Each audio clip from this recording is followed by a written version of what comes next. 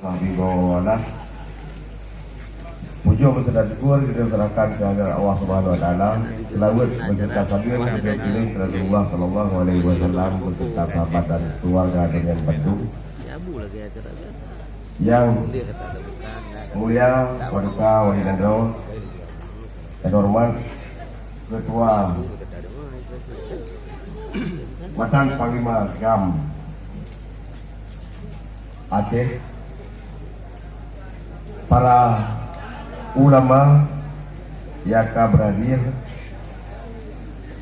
bantu yang berhadir, non ikut lagi penghormatan yang kau ikut untuk kakoh wate yang baik sayangkan.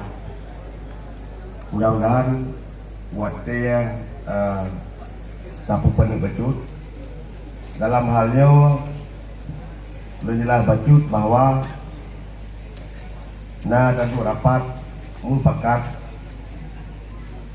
untuk kepentingan perjuangan GAM lagi yang kau ikut, yang ini akan membaca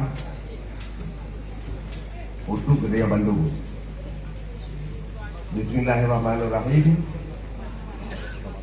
Pernyataan sikap mantan Panglima GAM dan Komite Peralihan Aceh tentang pelaksanaan MOU Helsinki tanggal 15 Agustus 2005. Sehubungan dengan hasil rapat para pimpinan Panglima GAM, mantan Panglima GAM dan para ketua KPA seluruh Aceh pada hari ini tanggal 23 Desember 2019 di Makam Pahlawan Nasional Tunku di Jero Merga, Banda Aceh. Lagi Merga, Aceh Besar, Aceh. Dengan ini kami menyampaikan kepada Bapak Presiden Republik Indonesia. Yang pertama, kepada pemerintah pusat diharapkan supaya merealisasi semua ketentuan yang termuat dalam perjanjian damai MOU Helsinki harus menjadi dasar hukum dalam tata kelola pemerintahan rakyat Aceh sesuai dengan kesepakatan bersama antara pemerintah Republik Indonesia dengan Gerakan Aceh Merdeka. Kedua, kepada legislatif eksekutif Aceh sesegera mungkin merumuskan kembali ketentuan hukum bagi Aceh berdasarkan prinsip-prinsip universal hak asasi manusia sebagaimana tercantum dalam Konvensi Internasional Perserikatan Bangsa-Bangsa mengenai hak-hak sipil dan hak politik, mengenai hak-hak ekonomi, sosial dan budaya sesuai dengan poin MOU Helsinki 1.1.2.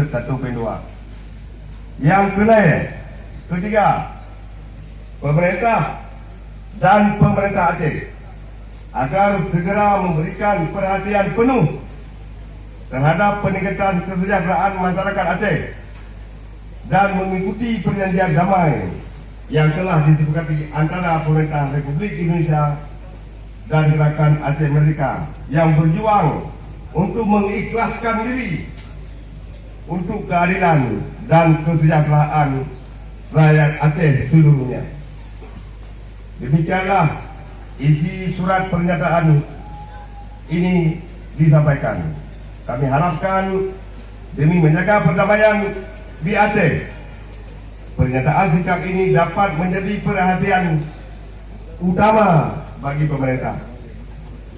Makam Pahlawan Nasional Tunku di Jero Merga, Aceh Besar, Senin 20 Desember 2019, tertanda tangan mantan Panglima Gerakan Aceh Merdeka Muzakir Manaf mewakili ex-Tripoli Haji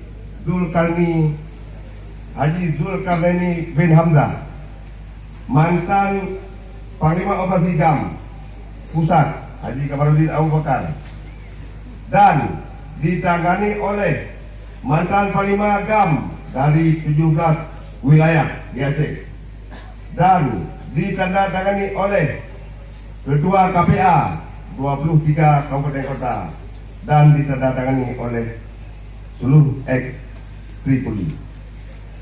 Neo Bandung ini semua akan kita serahkan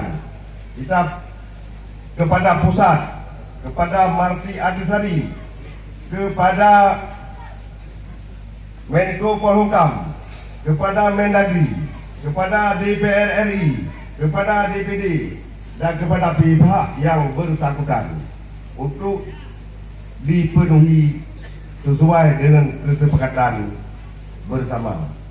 Karena kita lihat memang yang sudah ditandatangani sepertinya sudah dibiarkan begitu saja.